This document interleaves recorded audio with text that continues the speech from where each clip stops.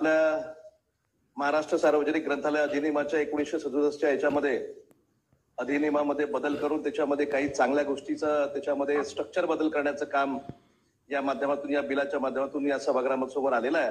याचं स्वागत करण्यासाठी मी उभा आहे आणि तसंही चंद्रकांतदादा पाटील साहेबांचं मनापासून स्वागत करतो, कारण 2012 साली पासून जे या राज्यामध्ये ज्या पद्धतीची अवस्था या सर्व सार्वजनिक ग्रंथालयाची झाली होती आणि त्यांनी याचा कॉग्निझन्स घेतला। आमच्या सर्व विधान परिषदच्या सर्व पदवीधर आमदार असतील, शिक्षक आमदार असतील, यांच्या मागणीला धरून त्यांनी 60% अनुदान पहिल्यांदा या राज्यामध्ये करून दाखवलं। याबद्दल दादांचं मनापासून अभिनंदन करतो। आणि या आपल्या सार्वजनिक ग्रंथालयाच्या अधिनियमामध्ये जी बदल करण्याची आवश्यकता होती ती सुद्धा लक्षात घेऊन त्यांनी त्या स्ट्रक्चरमध्ये बदल करण्यासाठी हे बिल या सभागृहासमोर आणलं, त्याबद्दल सुद्धा दादांचं मनापासून अभिनंदन करतो। याच्यामध्ये काही थोड्याशा सूचना माझ्या आहेत। आपल्या राज्यामध्ये मोठ्या प्रमाणामध्ये जवळजवळ 12,500 ग्रंथालय आहेत। माझ्या एकट्या नागपूर विभागामध्ये 1127 सार्वजनिक ग्रंथालय आहे आणि त्या सर्व ग्रंथालयांची अवस्था आपल्या सर्वांना माहिती आहे। 60% जे अनुदान आपण वाढवून दिलेलं आहे तर ते सुद्धा अजूनपर्यंत पुरेसं नाही। आपण सांगितलं आपल्या भाषणामध्ये की 40% अनुदान वाढीचा प्रस्ताव सुद्धा वित्त विभागाकडे पाठवण्यात आलेला आहे आणि मला विश्वास आहे की दादांकडे कुठलंही जरी खातं आलं तरी त्याचा पाठपुरावा करून दादा आपण 40% सुद्धा त्याच्यामध्ये वाढ करून द्यावी, जेणेकरून आपल्या राज्यातल्या ग्रंथालयाच्या माध्यमातून जी वाचनाची संस्कृती आहे ती आणखीन वृद्धिंगत होईल असा मला या ठिकाणी विश्वास व्यक्त करायचा वाटतो।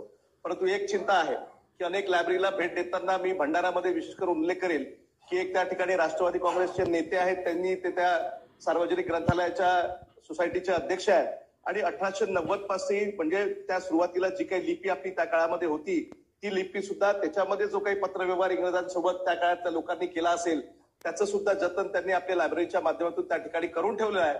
आणि केवळ अशा एका भंडाऱ्यामध्येच नाही तर अशा अनेक ठिकाणी संपूर्ण राज्यामध्ये शिवकालीन सुद्धा त्या काळातले जे काही पत्रव्यवहार असतील, ज्या काही कम्युनिकेशनच्या त्या काही मीडियाज असतील त्याच्या माध्यमातून जी काही लिपी होती त्या लिपीला सुद्धा जतन करून ठेवण्याचं काम केलेलं आहे। आता आपण याच्यामध्ये या पुस्तकाच्या व्याख्येमध्ये ई पुस्तके, ई नियतकालिके म्हणजे ई बुक्स आणि ई रेफरन्स बुक्स आणि ई आपले जर्नल्स याचा उल्लेख केलेला आहे। त्याच्यासोबत या सर्व अस्तित्वात असलेल्या सर्व 12,500 लायब्ररीजमध्ये जे काही त्यांचा पुस्तकाचा ठेवा आहे त्याला डिजिटलाइज करण्याची अत्यंत आवश्यकता आहे, नाही तर मग काही काळानंतर त्या ठिकाणी जुने काही ग्रंथ आहेत हे सर्व ग्रंथ लोप पावतील आणि नवीन पिढीला त्याचा काही उपयोग होणार नाही, अशा पद्धतीची अवस्था निश्चितपणे होणार आहे।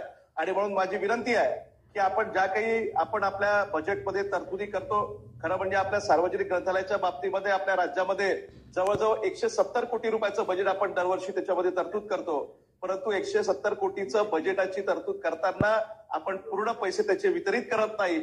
अनेक वेळा सार्वजनिक ग्रंथालयाच्या सर्व लोकांना त्याची वाट पाहावी लागते आणि म्हणून त्याच्या पैशाचा फारसा उपयोग होत नाही।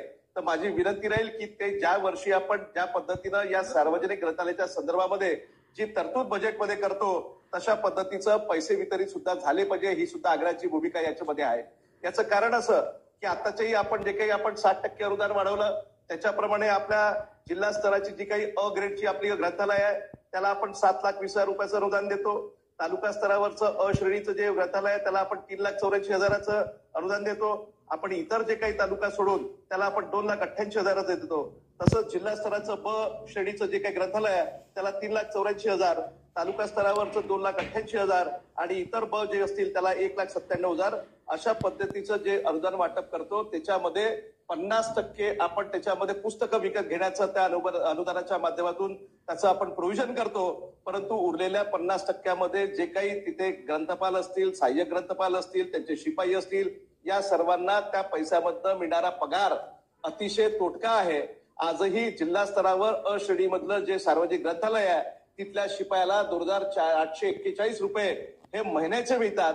जर आपण मनरेगाची व्यवस्था बघितली, जर आपण बाकी इतर ठिकाणची व्यवस्था बघितली तर या सर्व व्यवस्थेच्या तुलनेमध्ये हा पगार म्हणजे अत्यंत कमी आहे आणि म्हणून तिथे काम करणारा शिपाई हा कशा पद्धतीचं जीवन जगत असेल याचा निश्चितपणाने आपल्या सर्वांना प्रत्यय आला असेल। म्हणून माझी आग्रहाची विनंती आहे। दुसरी विनंती अशी आहे की राजा राममोहन राय प्रतिष्ठान कलकत्त्याचं जे आहे तर ते केंद्र सरकारची एक संस्था आहे, त्या संस्थेच्या माध्यमातून सुद्धा। धन्यवाद। आपण बघत होता कनक खुशी न्यूज चॅनल। कनक खुशी न्यूज चॅनलला सबस्क्राईब करा, लाईक करा।